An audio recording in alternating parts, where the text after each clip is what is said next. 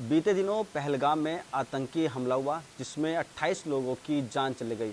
बड़ा सवाल ये भी हुआ कि जब जो आतंकवादी दूसरे देश से आए थे यानी कि पाकिस्तान से आए थे, उन्होंने बाकायदा जात पूछी, धर्म पूछा और उसके बाद जब उनको लगा तो उन्होंने कपड़े उतरा, उसके बाद उन्होंने गोलियों से 28 लोगों को भून दिया।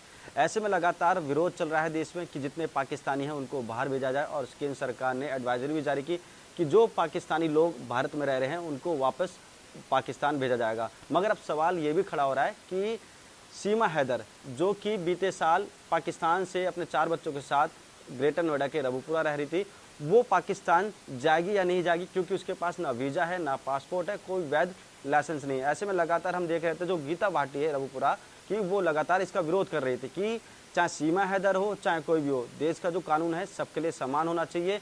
ऐसा नहीं है कि सीमा हैदर के 4 बच्चे हैं तो उसके साथ सहानुभूति है या वो माँ बन गई है तो उसको जाने नहीं देना चाहिए।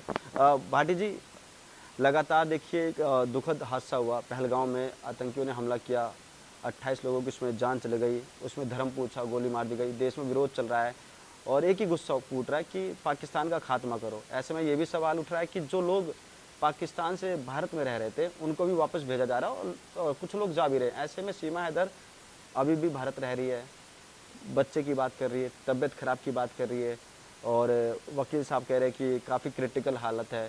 क्या लगता है ऐसे में आपका विरोध जायज़ है कि अभी भेजना ज़रूरी है? तो वो कौन से हॉस्पिटल में है ये तो बताएं, मैं तो खुद देखने जाऊंगी। सहानुभूति, मरीज के साथ सहानुभूति होती है। अगर वो बीमार है और इतनी क्रिटिकल कंडीशन है, कौन से आईसीयू में एडमिट है, कौन से हॉस्पिटल में है इंडिया के, या कहीं अमेरिका भेज दिए, कहाँ है वो एडमिट, जाना तो चाहिए।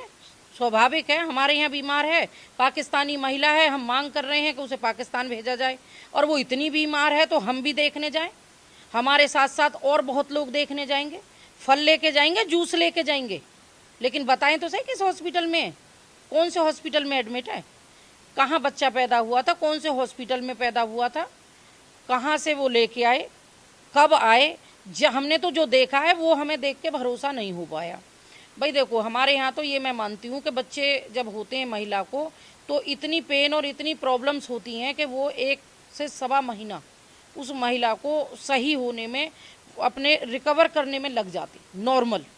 लेकिन वो ऐसा कैसा बच्चा आया कि जो दूसरे ही दिन जब बच्चे को लेकर रबुपुरा में वो आई तो वो नाच रही हैं, बाजे बजाने वाले आगे बाजा बजा रहे हैं, वो बेटी को लेके गोद में और नाचती हुई चल रही हैं, डांस कर रही हैं।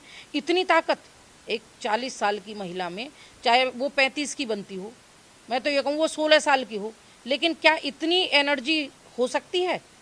आपके भी तो घर बीवी है, बच्चा है, आपने देखा होगा ना, तो कैसे भरोसा करोगे किस बात का? तो समस्या सीमा हैदर के साथ है या पाकिस्तान को लेकर है? हमारी तो पाकिस्तान को लेकर है। सीमा हैदर को लेके कोई हमारी समस्या ना पहले थी ना आज है। हमारी समस्या है पाकिस्तान से। पाकिस्तान से जो आतंकवादी आए, जिन्होंने हमारे बेटियों को विधवा कर दिया, जिन्होंने 18-18 साल के बच्चों के पिता को मार दिया, सिर्फ ये पूछ के तुम हिंदू हो या मुसलमान। अगर मुसलमान हो तो कलमा पढ़ के सुनाओ, और जिसने कलमा पढ़ दिया वो बच गया, और जो कलमा पढ़े भी, एक बच्चा जो जो हमारे किसी फोर्स में था, उसने कलमा पढ़ के भी सुनाया, उसके बाद भी उसको कपड़े उतार के चेक किया गया और फिर उसको गोली मारा गया। तो सोचो कितनी बेइज्जती उन्होंने की। मैं तो ये कहती हूँ पाकिस्तान को नक्शे से हटा दो, नस्त नाबूद कर दो, और पाकिस्तान के जो भी व्यक्ति हो, चाहे वो सीमा हैदर हो या कोई हो, पाकिस्तानी किसी के साथ हमारी हमदर्दी नहीं है। अपने देश के हर व्यक्ति के साथ हमदर्दी है, पाकिस्तानियों के साथ हमारी हमदर्दी नहीं है।